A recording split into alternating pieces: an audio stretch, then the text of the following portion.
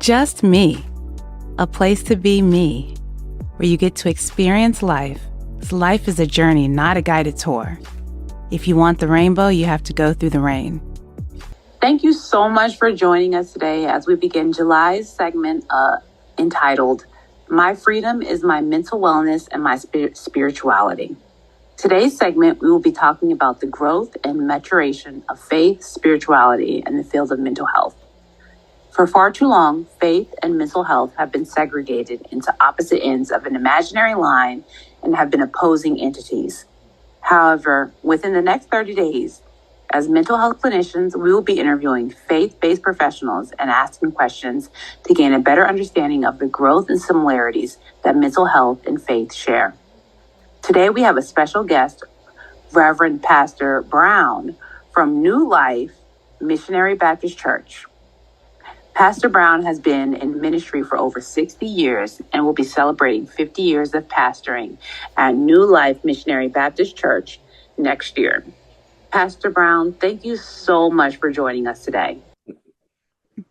I'm very delighted to be with you, Sasha and Serena and Tracy. It's to me a privilege that only God could have orchestrated, and I'm thankful to be able to share what little insight I may have to share with you concerning mental health and the faith-based community. Well, thank you so much, Pastor. So the first question we do have, can you define, in your opinion, what mental health is within the faith-based community? Well, Sasha, I think that when we talk about mental health, we're talking about the norms that have been sort of set within society as to what our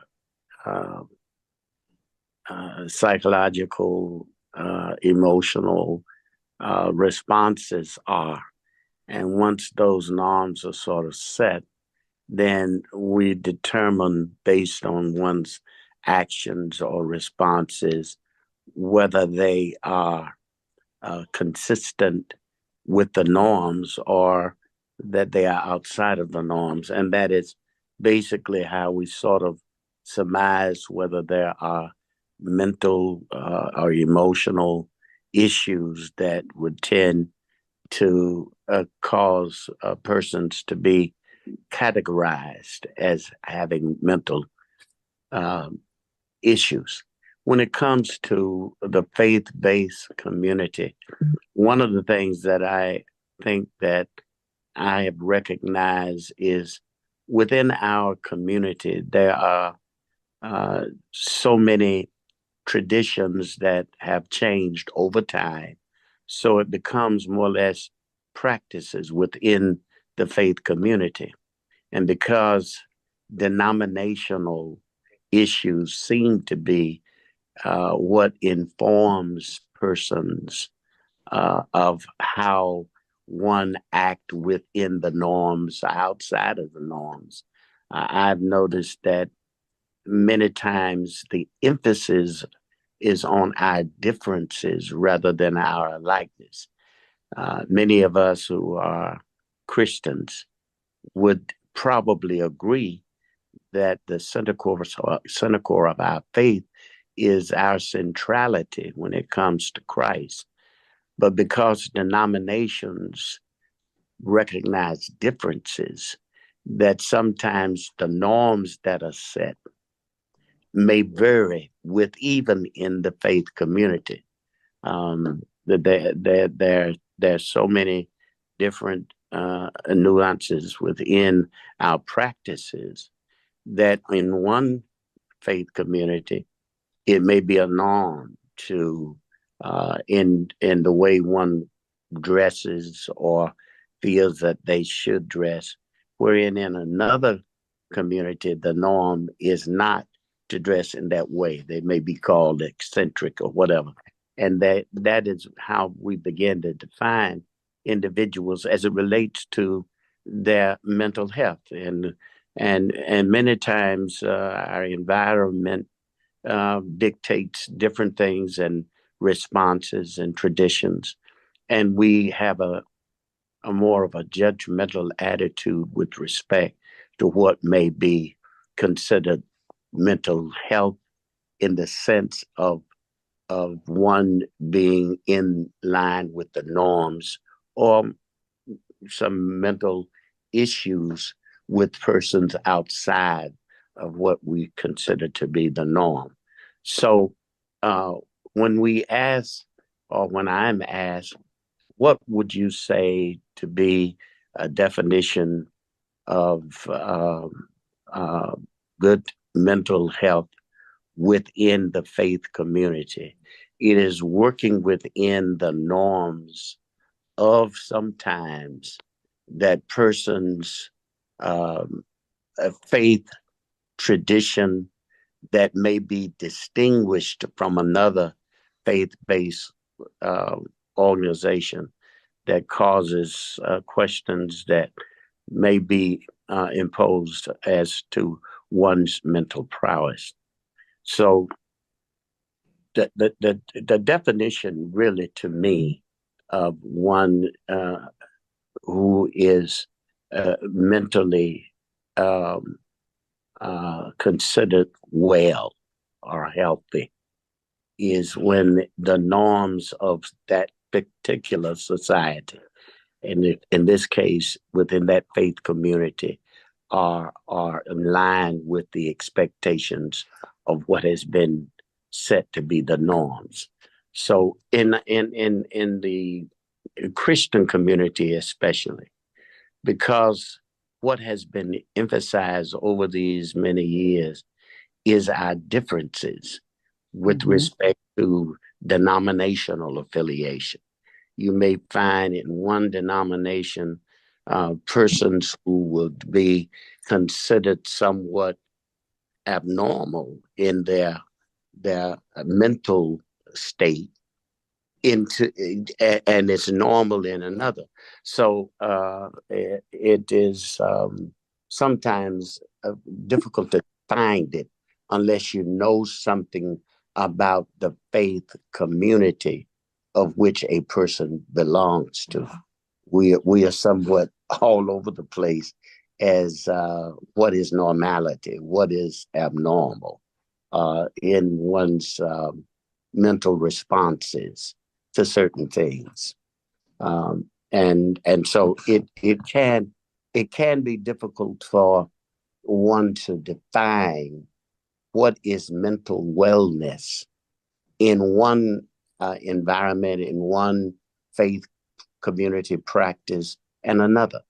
I have found that to be um, over these years sort of what the assessment would probably be. What may be very normal in one setting for certain people may be somewhat abnormal in another setting.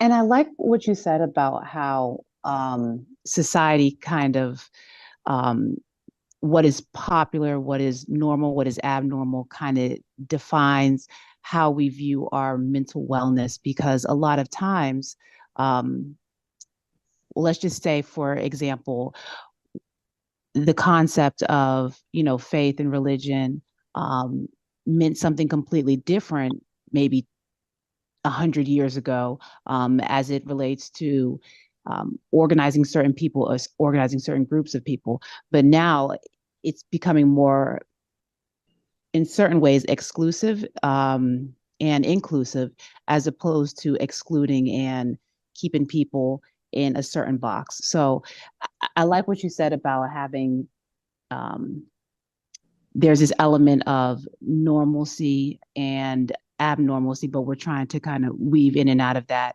Um, the lines are becoming a lot more blurred. And in your opinion, is that okay? Is that not okay?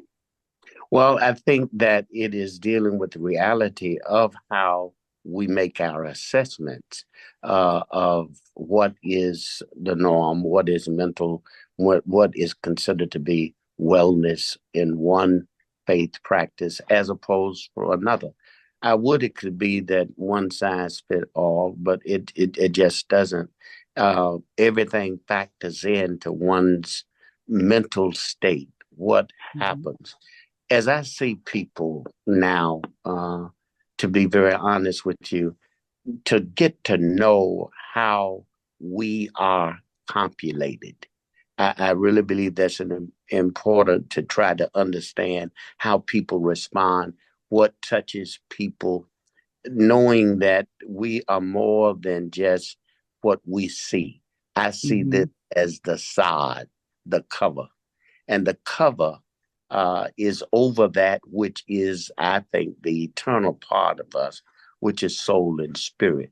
So if I look at a person and they come to me, and they may be coming to me with an issue. It may be an emotional issue. It may be something that they have experienced that has traumatized them. And so they come to me, and I'm looking at the person. So often, the stigma associated with being defined as having mental issues, uh, people sometimes do all they can not to allow it to be the assessment of another that they have a mental problem. But the Mm-hmm. truth is, I think that most of us have difficulties and issues when it comes to our cognitive and our motor responses to different situations. So if I look at that and I recognize that the sensicles of one's authentic being, that is our soul and spirit.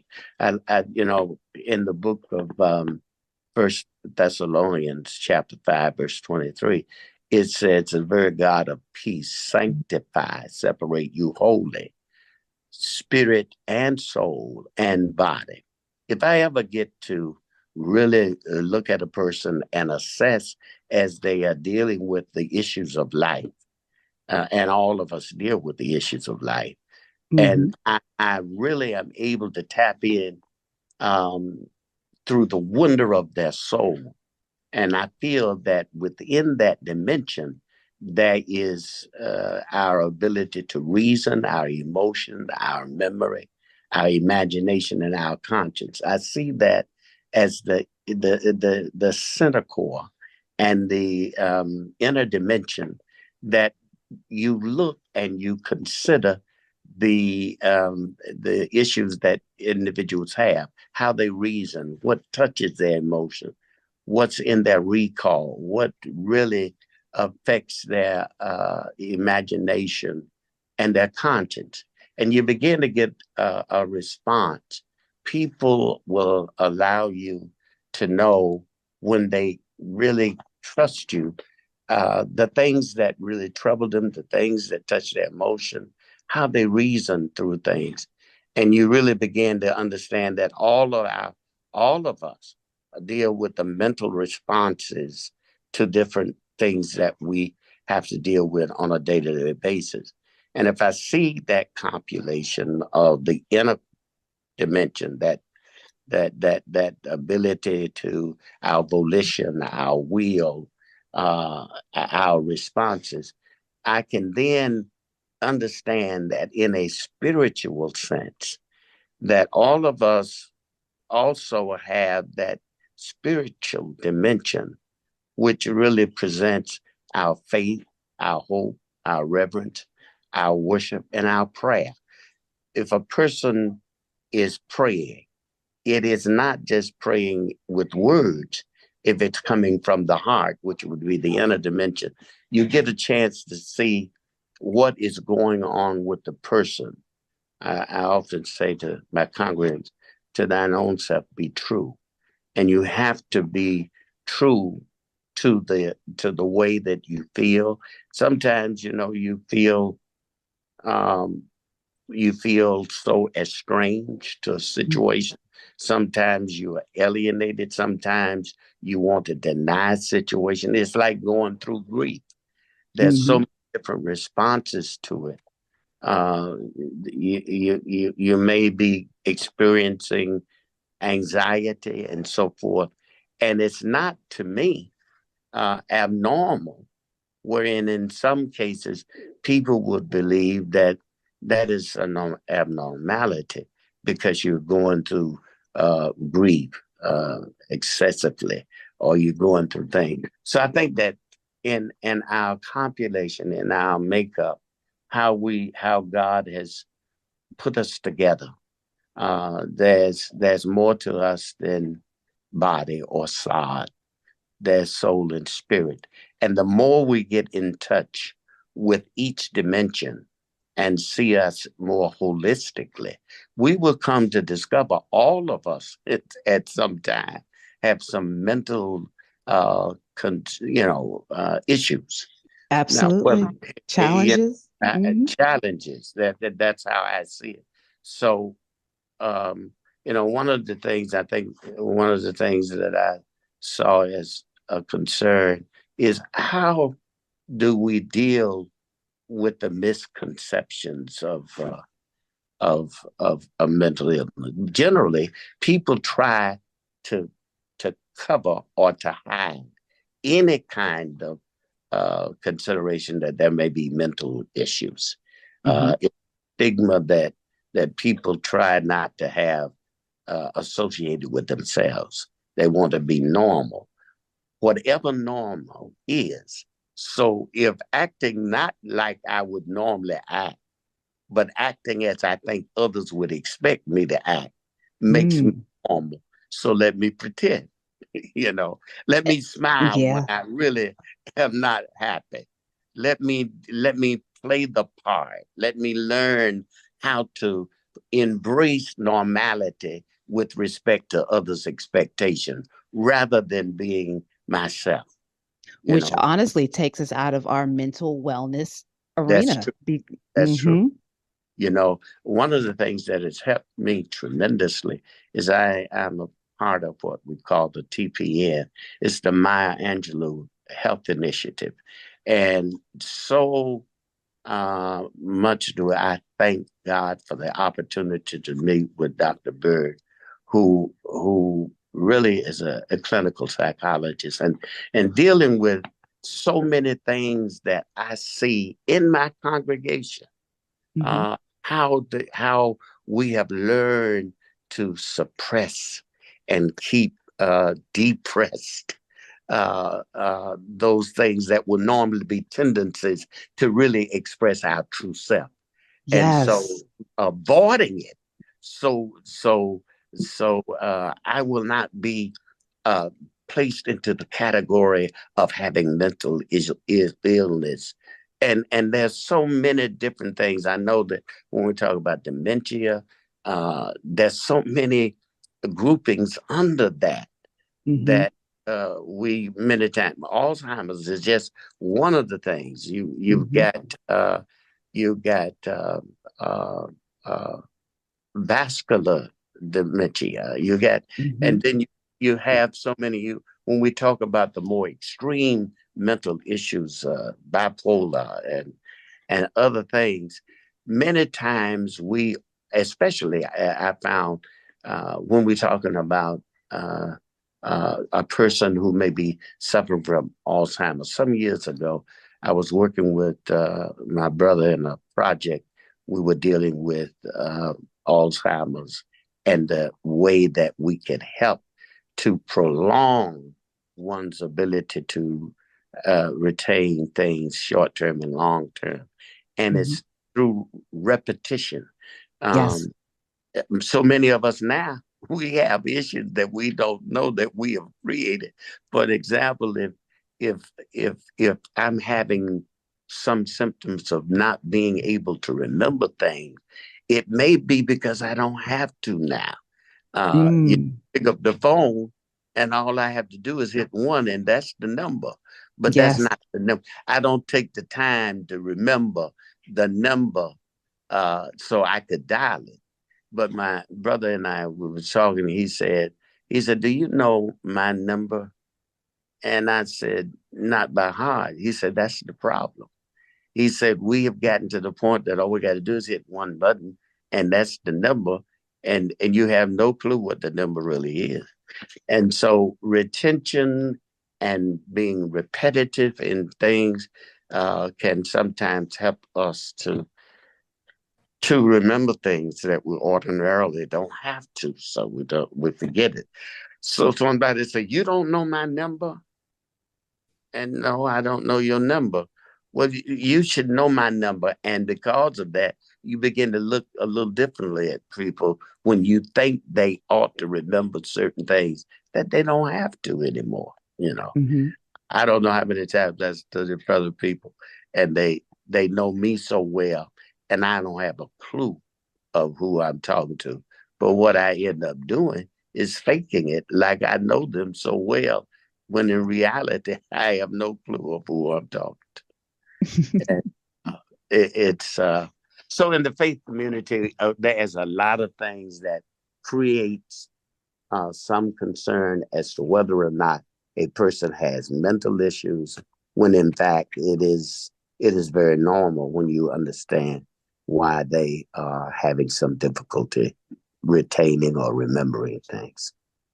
Absolutely. And I think that also comes along with just being a lot gentler with ourselves and recognizing that as our life continues on, life changes, society changes, our health changes, the aging process goes on. So those are some good nuggets just for as we continue on to say what is normal and what is abnormal and what is accepted, what is not accepted. But in all actuality, the soul should be embraced. So, Pastor, go ahead. I so much agree that many of the issues that we tend to categorize individuals as having some mental issues is not fully understanding enough about persons to really do a proper assessment of whether this is whether this is a norm or an abnormality. I think that the more we talk to people and the more we communicate, one of the most, to me, therapeutic responses to any kind of issues of mental issues or emotional issues is being able to engage in therapeutic conversation. Yes.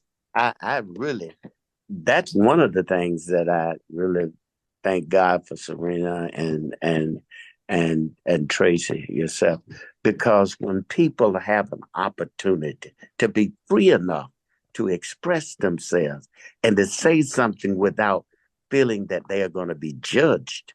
So that's very true. What is it in my faith practice and belief? I've always said, if we know the truth and if we declare the truth, ultimately the truth sets us free. We don't have to be in a prison. We don't have to be bound.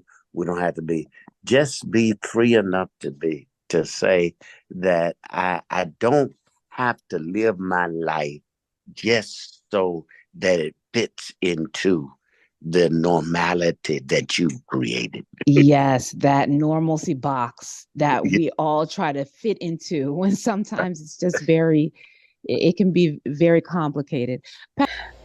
Pastor Brown, thank you so much for taking the time to share your knowledge and insight and experience with us. Until next time, take care of yourself so that we can all take care of each other. Bye. Thank you so much for listening to Just Me Therapy podcast. If you are seeking further one-on-one diagnoses, interventions, and treatment plans, please consider scheduling an appointment with an individual counselor at Journeys Counseling Center, located in Greensboro, North Carolina. Journeys can be reached at 336-294-1349. The mission of Just Me Therapy podcast is to use authentic conversations to uplift one's mind, body, and soul. The goal of Just Me Therapy is to offer affordable education and insight to individuals who experience financial barriers to accessing individualized behavioral health care services. With that being said, the information, including opinions, advice, and recommendations discussed in this podcast, are intended for individual, informational, and educational purposes only. Such information is not intended to substitute the recommendations of your own licensed therapist or healthcare professional. Although we are licensed behavioral health professionals, we are not your licensed behavioral health professional. As a result, the advice mentioned on this podcast should not replace the recommendations offered by your own qualified health professional.